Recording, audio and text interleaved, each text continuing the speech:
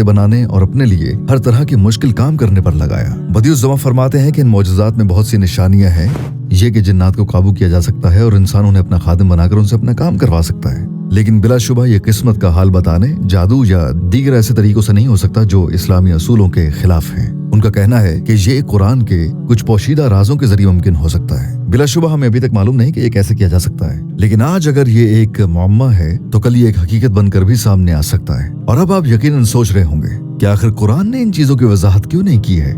इसकी वजह यह है कि कुरान का बुनियादी मकसद साइंस या टेक्नोलॉजी के बारे में बराह रास्त वजाहत करना नहीं है, क्योंकि ये उन मज़ामीन पर दरसी किताब नहीं है। कुरान के अहम मौज़ूआत तौहीद, वहदानियत, आखिरत, नबूवत, अदल और इबादत हैं। लेकिन चूंकि टेक्नोलॉजिकल दरियाफ्तें भी अल्लाह की नेमत है और ये इंसानी जिंदगी का बहुत बड़ा हिस्सा बन चुकी है, तो इसलिए कुरान भी इन्हें मुकम्मल तौर पर नजरअंदाज नहीं करता। चुनाचे बतौर हकीम अल्लाह ताला ने इनका जिक्र निशानियों और इशारों में किया है। इसके अलावा इसकी दो अहम और वजूहात हैं।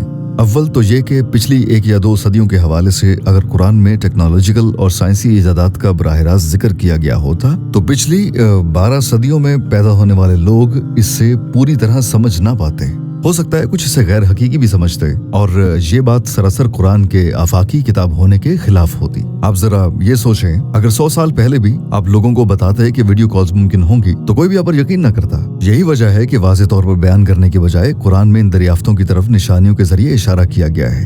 अगर तमाम टेक्नोलॉजिकल और साइंसी दरियाफ्तों का खुलेआम जिक्र किया जाए तो क्या ये इम्तिहान लेने के ख्याल से मुतसादिम नहीं होगा? हम सभी जानते हैं जिंदगी एक इम्तिहान है और अगर सब कुछ वाज़ेह कर दिया जाता तो शक की कोई गुंजाइश ही न रहती। सभी ईमान ले आते और इससे आजादाना मर्जी का मकसद फौत हो जाता, क्योंकि इससे मुखलिस मोमिनीन और उन लोगों के दरमियान फर्क करना मुमकिन ना होता जो सिर्फ इसलिए ईमान लाए क्योंकि उनके पास कोई दूसरा रास्ता मौजूद नहीं था। इसीलिए इन चीजों का तज़किरा इस तरीके से किया गया है कि लोग गौर करें, तलाश करें और खुद इसका फैसला करें। आखिर में इस सबसे समझने वाली सबसे अहम बात, कुरान की तमाम निशानियां जो हमें मुस्तकबिल के बारे में बताती हैं, हमें एक वाज़ेह पैगाम देती हैं कि ये किसी इंसान का कलाम नहीं हो सकता। कोई भी शख्स अपने तौर पर ऐसी मालूमात फराहम नहीं कर सकता जो हर दौर और हर जगह के तमाम लोगों के लिए हो।